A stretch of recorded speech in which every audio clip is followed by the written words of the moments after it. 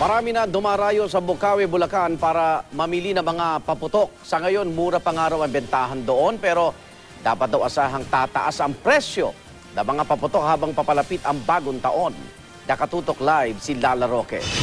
Lala. Iga, nagsisimula ng dumami ang mga namimili ng paputok dito sa Bukawi, Bulacan simula pa kaninang umaga. Yung ano lang ibabox, yung quitis lang. 24 oras ng bukas ang karamihan sa mga tindahan ng paputok dito. Ika nga ng mga tindero-tindera, di bali ng pagod at puyat, basta business is good.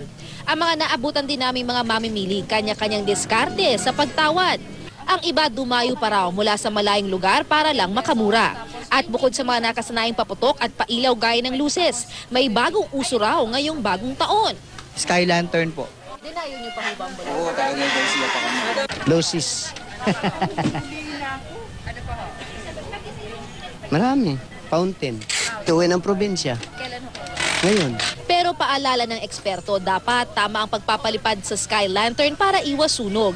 Mabenta rin daw ngayon ang mga aerial fireworks. Sa tindahan ngang ito, nagkakaubusan na raw ng benta.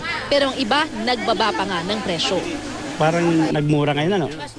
Kasi dati yung bili ko nung 1,000 round, 350 dati. Ngayon, 250. Oh. Parang mura din ngayon, ano?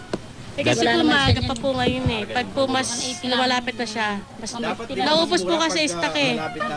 Ay hindi po. Kasi po mas dumadami po yung tao, naubusan po kami na stock. Wala na pong gumagawa masyado. Marami na po nagpa-reserve sa amin ng mga aerial namin. Lalo yung mga mamahalin namin. So ano, nagkakaubusan? Nagkakaubusan na talaga. Ilan din sa mga hinahanap-hanap daw ng mga customer ay ang sawa na 1,000 rounds na nasa 250 hanggang 350 pesos ang bentahan.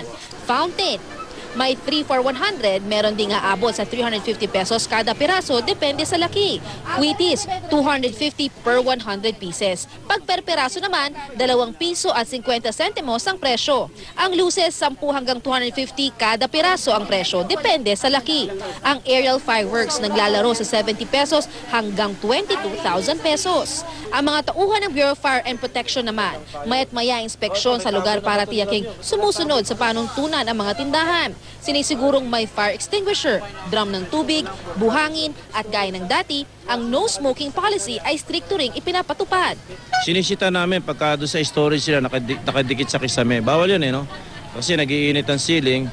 May kinakita kami na kanina, pinabawasan namin. Igan, aminado ang mga negosyante rito sa Bukawi, Bulacan na problema raw nila yung mga nagbebenta naman ng peke at substandard na mga paputok. Kaya payo nila sa mga mamimili ay doon lamang sa mga lehitimong tindahan bumili para makaiwas na rin sa disgrasya. Igan? Maraming salamat, Lala Roque.